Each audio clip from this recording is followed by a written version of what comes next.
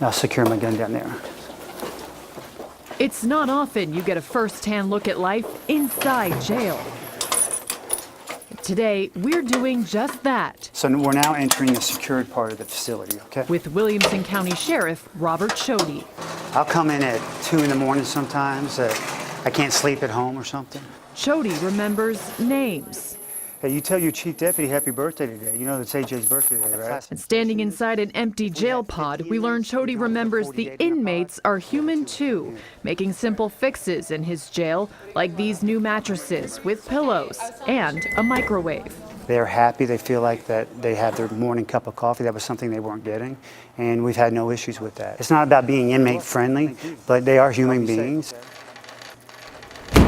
In another part of jail, we find the inmates with more serious offenses. But this is what the cell looks like right here.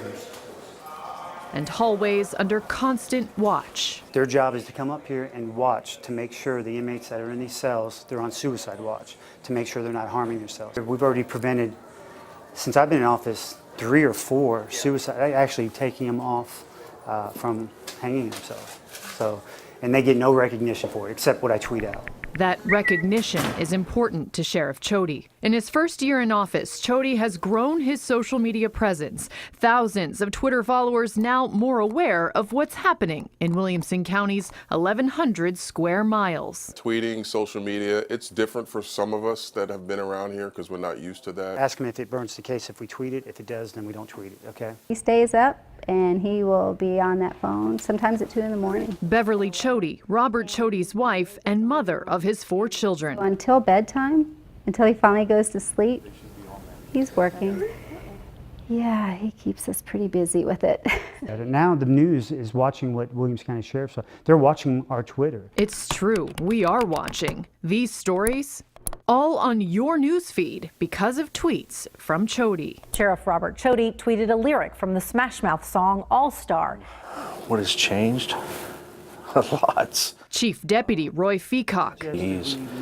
He's not into to hiding anything. He's very open. He has a story that I really fell for. And that story starts in a Florida trailer park. Robert Chody just barely a teenager. My mom was abused by live-in boyfriends. This particular night, she was being assaulted pretty bad. As a very little boy, was influenced by a police officer that helped him in a domestic violence situation that he was involved in, that helped protect his mother, inspired him to be a police officer. I recall that deputy coming in and taking this man to jail and giving me this sense of security like I've never felt, because I was really scared. So call him a survivor, a social media maven, a sheriff. I'm proud of him. I mean, I am. So it's nice to be able to say it because he's worked so long and hard for it. Oh yeah, one last thing you can call him, multi-millionaire.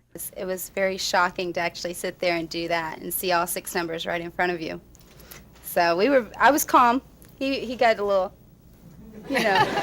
There's Chody and his wife Beverly in 2001 after winning $85 million in the Texas Lotto jackpot. I think we'll travel, Hawaii, things like that. I used to be known as the lottery cop, the lottery sheriff, and that's okay. I'm not ashamed of the lottery. That's part of who we are. It was exciting when we won. It was very exciting. It was something unique, But it doesn't define us, no doubt. It does not define us. So what does define him? Do you want bread also? Yes, please.